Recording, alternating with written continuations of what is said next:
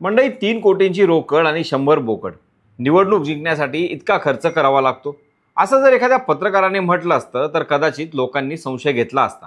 पण हे विधान आलंय थेट महाराष्ट्राच्या सत्ताधारी आमदाराच्या तोंडून. बुलढाण्याचे आमदार संजय गायकवाड यांनी असं सांगितलं आणि राजकारणात खळबळ उडाली.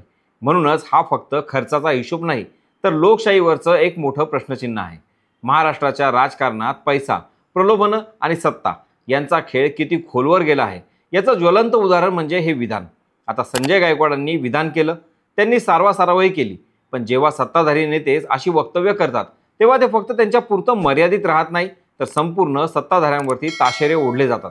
त्यामुळं संजय गायकवाड यांच्या या विधानाचे काय पडसाद पडलेत, याचा परिणाम त्यांच्या मतदारसंघातील स्थानिक स्वराज्य संस्थांवर कसा होऊ शकतो आणि या विधानामागे त्यांचा अर्थ काय होता, हेच आपण आज सविस्तरपणे जाणून घेऊयात.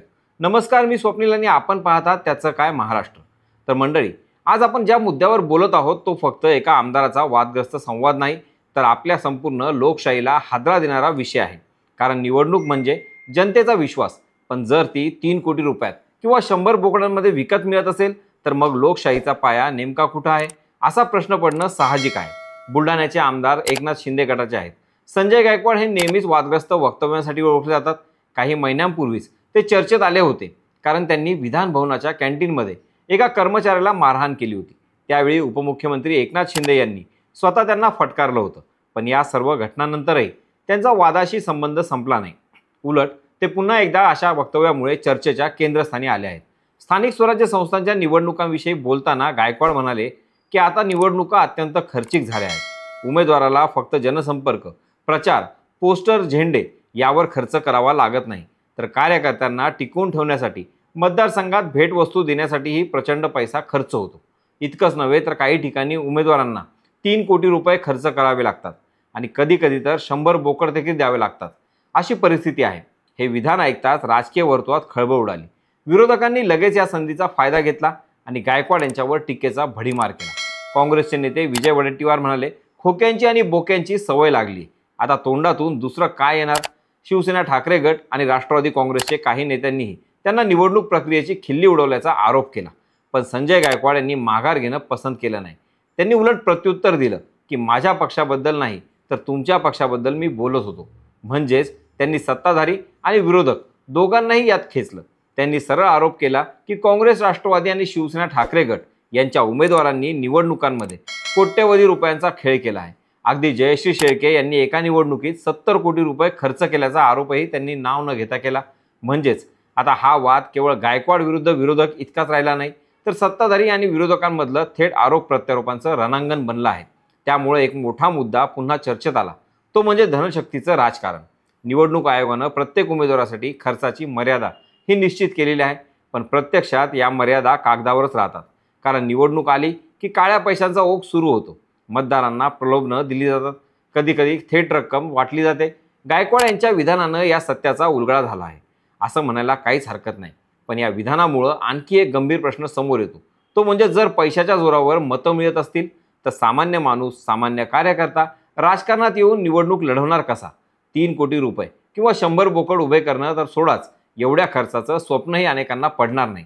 मग लोकशाही म्हणजे खरोखरच सर्वसामान्यांसाठी आहे का की फक्त पैशात मोजता येणाऱ्या लोकांसाठी. याचा थेट फरक पडतो तो आपल्या समाजाला आणि जनतेच्या विश्वासाला.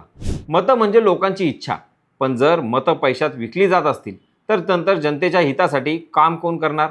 कारण निवडून येताना ज्याने कोट्यवधी रुपये खर्च केले त्याला ते पैसे परत मिळवायचे असतात. मग सुरुवात होते भ्रष्टाचाराची, गैरव्यवहारांची आणि हाच लोकशाहीला आतून पोखरणारा कर्करोग ठरतो. कारण यामुळं निवडणूक आयोगाची भूमिकाही तपासली जाते.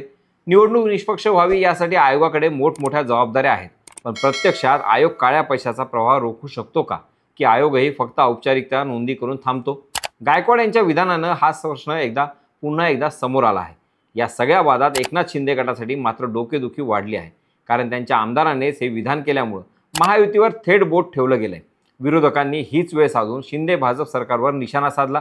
पण त्याचवेळी गायकवाड यांनी उलट ठाकरेंच्या उमेदवारांवर खर्चाचे आरोप करून हा वाद अधिकच चिघळवला. म्हणजे आता हे प्रकरण राजकीय आरोप प्रत्यारोपांच्या विळख्यात अडकणार हे निश्चित.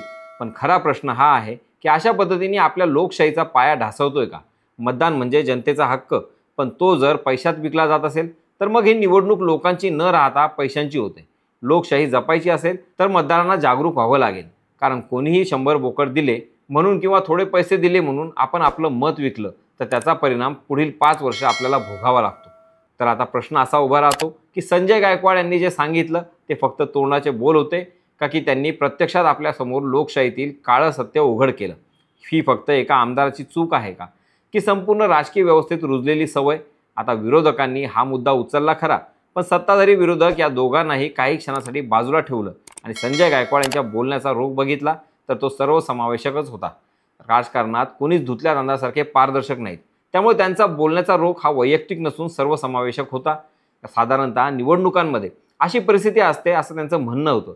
पण मंडळी, राजकारणात टायमिंगला तितकंच महत्त्व असतं. त्यांना मांडायचा मुद्दा योग्य होता किंवा त्यात तथ्य होतं असं आपण म्हटलं तरी त्यांचा टायमिंग मात्र चुकला असं चित्र यातून दिसून येतं. याबाबत तुम्हाला काय वाटतं कमेंटमधून नक्की सांगा. बाकी राजकारणाच्या आखाड्यात आपली नजर कायम असणारच आहे, तेव्हा कुठेही जाऊ नका, पाहत राहा, सबस्क्राईब करा. त्याचं काय महाराष्ट्र.